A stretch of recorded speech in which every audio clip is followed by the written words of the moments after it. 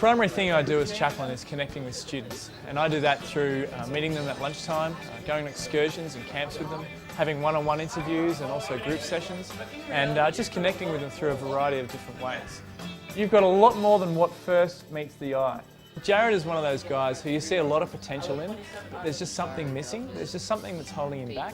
Yeah, I just started to kind of rebel, kind of like smoking at school, I don't know, wagging. The administration sent him down to me and I started talking with him and exploring a little bit of the issues that were going on and just trying to build a relationship with him. He just came along and shook your hand or something. Like, it's not like he had that authority of a teacher. He didn't want that. He just wanted to be there for you. Fairly early on, as I built a relationship with Jared, it was quite evident that there are quite a few things going on in his life that were providing some challenges for him. My parents split up at a young age. I can't remember when they were together. But yeah, my dad had what's called bipolar, and he had a bit of an anger problem. And I hardly ever got to see my mum because she was actually going through a drug habit at that time. That's when my dad came and took me away and got full-time custody of me. Yeah, it was pretty sad because I didn't get to see my brother or sister regularly. That's when my dad passed away, and so I had to go live with my godparents. It was kind of like losing both my parents because my mum was so far away. So like, I really couldn't handle it. It just went crazy. Down the track, Jared told me that his father had committed suicide, and that was a really big, obviously a big blow for him. My dad was there for 13, 14 years of my life, and just to lose him in that split second was devastating. It pretty much ruined my life. Jared really struggled to come to terms with his father's suicide, and there are times when Jared asks some pretty big questions about his future as well. I actually attempted to commit suicide 3 or 4 times. Didn't have the guts to go through with it. There were some really difficult times for Jared. He got really frustrated.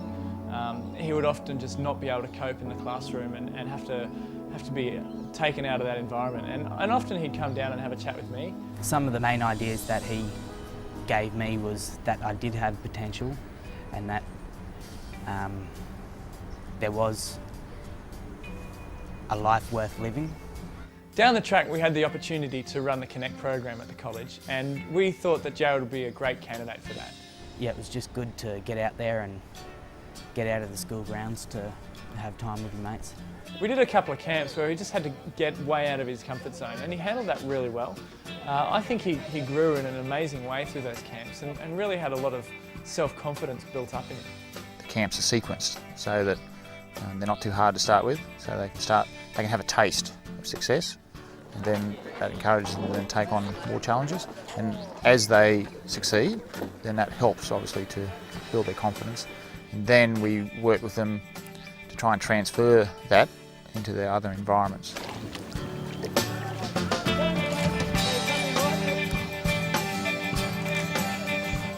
The exciting thing about Connect is that it's long term, and it's not just a series of camps. The camps are just a tool.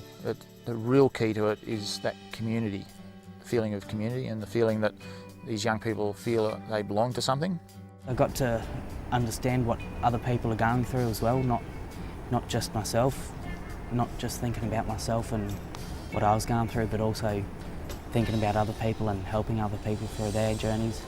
After the Connect program finished, Jared moved back up north with his mum, and still been able to keep in touch with him a little bit. He's come down a few times and helped out with the Connect program as a leader. And just recently I've been talking to him, and he was given Student of the Week a few weeks ago for English, and he's been even getting A's in his maths now. He's just got so much more to look forward to now. You know, he's gone from a place of almost despair and hopelessness to a place where, wow, the future looks pretty bright. If I hadn't have got involved with Tim or Roy, I think I'd be still down in the back, smoking, getting in trouble with the cops, getting suspended. But I did, and I'm on my way to an apprenticeship as a carpenter, and I'm starting a new life, starting a new beginning.